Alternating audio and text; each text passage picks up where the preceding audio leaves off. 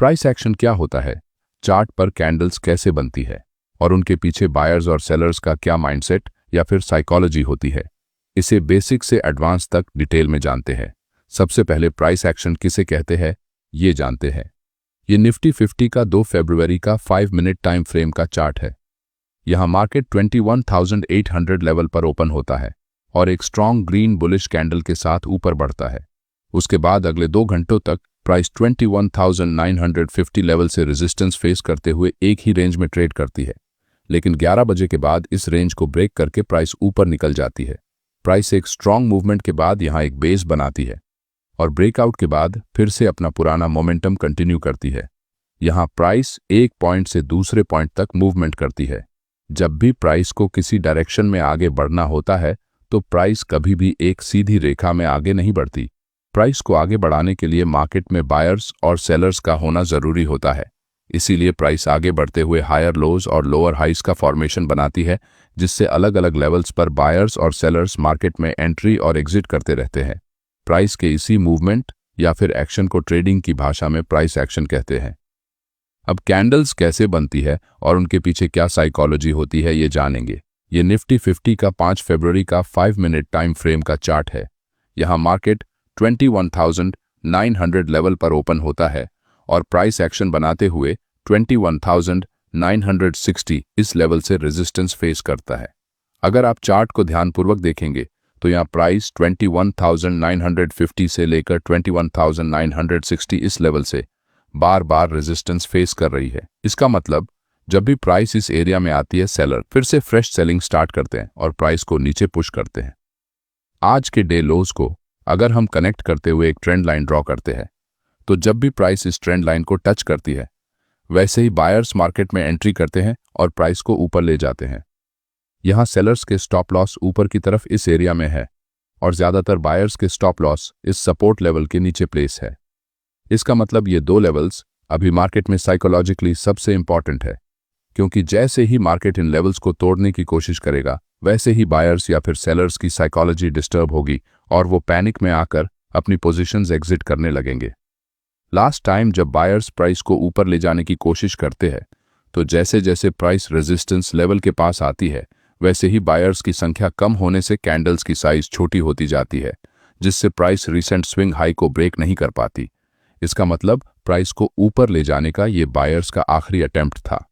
लो buying pressure को देखकर sellers price को फिर से नीचे पुश करते हैं, जिससे एक strong red candle trend line को ब्रेक करते हुए नीचे क्लोज हो जाती है। ट्रेंड लाइन को टूटता हुए देखकर यहाँ कुछ बायर्स डर जाते हैं और ट्रेड से एग्जिट करने लगते हैं, तो कुछ न्यू ट्रेडर इस सपोर्ट लाइन को देखकर फिर से लोअर लेवल्स पर बाइंग करते हैं, जिससे प्राइस एक बार फिर से ऊपर बढ़ती है। लेकिन सेलिंग प्रेशर ज्यादा होने के कारण प्राइस ज्यादा टाइम तक इस लेवल को होल्ड नहीं कर पाती और सीधे नीचे चली जाती है। यहाँ इस हैमर टाइप कैंडल पर बिग इंस्टीट्यूशनल सेलर्स मार्केट में आखिरी बार एंट्री करते हैं, जिससे प्राइस बहुत तेजी से बड़ी बड़ी रेड कैंडल्स बनाते हुए नीचे गिर जाती है। यहाँ इस ब्रेकडाउन के पीछे मार्केट की साइकोलॉजी आपको समझनी होगी। मॉर्निंग में 10 बजे से लेकर इस ब्रेकडाउन पॉइंट तक अगर आप ध्यान से प्राइस मूवमेंट को देखेंगे तो यहाँ जब भी प्राइस ऊपर की तरफ बढ़ती है तो छोटी ग्रीन कैंडल्स बनती है, लेकिन जब भी प्राइस नीचे आती है तब बड़ी बड़ी रेड कैंडल्स बनाकर नीचे आती है। इसका मतलब मार्केट में सेलर्स बायर्स के मुकाबले एक्टिवली सेलिंग कर रहे हैं और वो प्राइस को रेजिस्टेंस लेवल के नीचे रखने में ज्यादा इंटरेस्टेड है।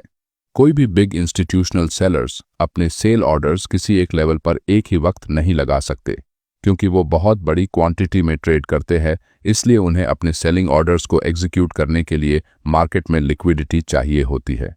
इसी वजह से मार्केट में लिक्विडिटी बनाने के लिए प्राइस को बार बार ऊपर की तरफ पुश किया जाता है, जिससे से ज्यादा रिटेल ट्रेडर रेजिस्टेंस ब्रेकआउट की उम्मीद में बाइंग करते हैं और इन बिग इंस्टीट्यूशनल सेलर्स के सेल ऑर्डर धीरे धीरे एग्जीक्यूट होते हैं।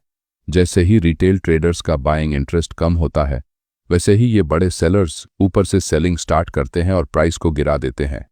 मार्केट में ऑपरेटर्स द्वारा जानबूझकर प्राइस को बार बार इस रेजिस्टेंस लेवल के पास लाया गया है और वो चाहते हैं कि रिटेल ट्रेडर्स को ऐसा लगे कि अभी इस रेजिस्टेंस का ब्रेकआउट जरूर होने वाला है, जिससे कुछ रिटेल ट्रेडर इम्पेशेंट होकर लालच में आते हैं और लेवल के ब्रेकआउट के पहले ही अपनी ट्रेड एंट्रीज करना चालू कर देते हैं, क्योंकि उन्हें लगता है कि अगर हम यहाँ एंट्री नहीं करेंगे तो ये ट्रेड अपॉर्चुनिटी उनके हाथ से निकल जाएगी।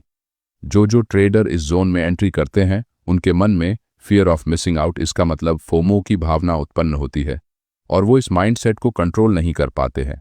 इसी तरह बड़े ट्रेडर्स रिटेल ट्रेडर्स के माइंडसेट से खेलते हैं और उन्हें लालच दिखाकर अपने जाल में फंसा लेते हैं। मार्केट में ट्रेडिंग करते समय आपको इन्हीं इंस्टीट्यूशनल ट्रेडर्स की चाल को समझना है, जिसे हम स्मार्ट मनी कॉन्सेप्ट्स कहते हैं। तभी आप प्रॉफिटेबल ट्रेडर बन सकते हैं। इस चार्ट में बने प्राइस एक्शन को देखकर आपको कुछ इंपॉर्टेंट पॉइंट्स हमेशा ध्यान में रखने होंगे। फर्स्ट पॉइंट, जब भी मार्केट एक कंसोलिडेशन जोन में ट्रेड करता है या फिर एक रेंज में ट्रेड करता है, उस समय रेंज के ब्रेकआउट से पहले ट्रेड एंट्री नहीं करनी चाहिए। सेकंड पॉइंट, आपको क्या लगता है इससे ज्यादा चार्ट पर क्या दिखता है, इस बेसिस पर ट्रेड एंट्री करनी चाहिए। थर्ड पॉइंट, किसी भी एक अकेले कैंडल को देखकर ट्रेंड के ऑपोजिट ट्रेड एंट्री ना करें।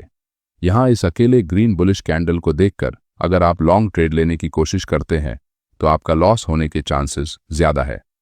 फोर्थ पॉइंट, जब भी किसी trend line, support and resistance in जैसे किसी इंपॉर्टेंट साइकोलॉजिकल लेवल का ब्रेक होता है, तो जब तक एक स्ट्रॉन्ग ब्रेकआउट कैंडल से उस लेवल का ब्रेक नहीं होता है और चार्ट पर कंटिन्यूएशन कैंडल नहीं बनती, तब तक अपने पूरी क्वांटिटी से ट्रेड एंट्री नहीं करनी चाहिए। फिफ्थ पॉइंट, मार्केट में प्राइस एक्शन का एनालिसिस करते हुए कुछ कैंडल्स को देखकर बाय और सेल का डिसीजन नहीं करना चाहिए। कोई भी डिसीजन लेने से पहले मार्केट का ओवरऑल मेजर ट्रेंड क्या है, ये देखना बहुत जरूरी है, तभी आप सही ट्रेड एंट्री कर सकेंगे।